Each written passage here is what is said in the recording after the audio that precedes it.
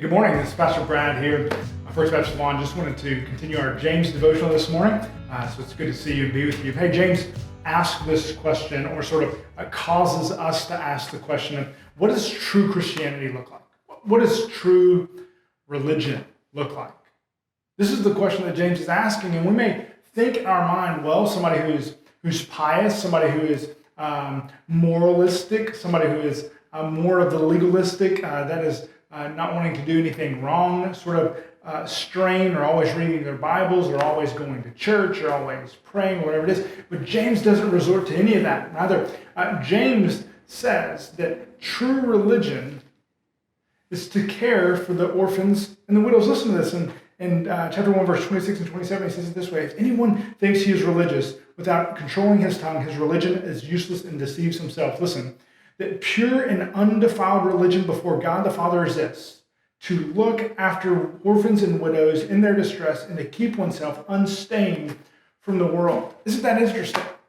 That what James says, what true Christianity or true religion or true religious person looks like, is not that they're hoarding their faith, or they're trying to in some way make themselves moralistically better, but that they're outreaching and they're looking after those who are vulnerable, those who are cast out, those who are needy, those who aren't maybe necessarily even a part of the Christian faith, that is to look after the orphans and the widows. And so James isn't creating a comprehensive list of Christianity here. It's not just this is what Christianity looks like. And James isn't even trying to set aside the importance of all those other things. What James is trying to do is he's saying, if this new birth, this word of truth is truly implanted into your heart, and you've become a doer of the word, that true Christianity is actually something that's lived out.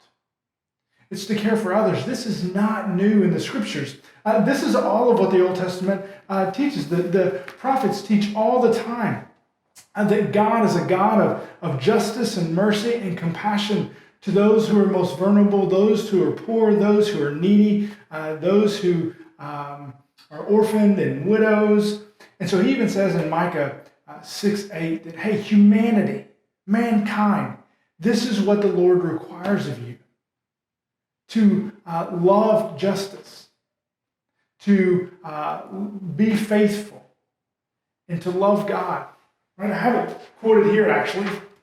Micah 6:8 says, mankind, he has told each of you what is good and what is the Lord requires of you: to act justly, to love faithfulness, and to walk humbly with your God. Right? He's trying to draw out of us what is in us. And so Jesus has said it this way. The very thing that James is saying here is this: it's not what you put in that defiles the man, rather it's what comes out. It's what is already taking root in deep within us is now reaching out. But James is turning it into loving your neighbor. The very point and focus of James is to say this: Christianity is an overflow of your love for God onto your love for others, taking care of the most vulnerable. But then he finishes with this last statement. It says, and be unstained by the world.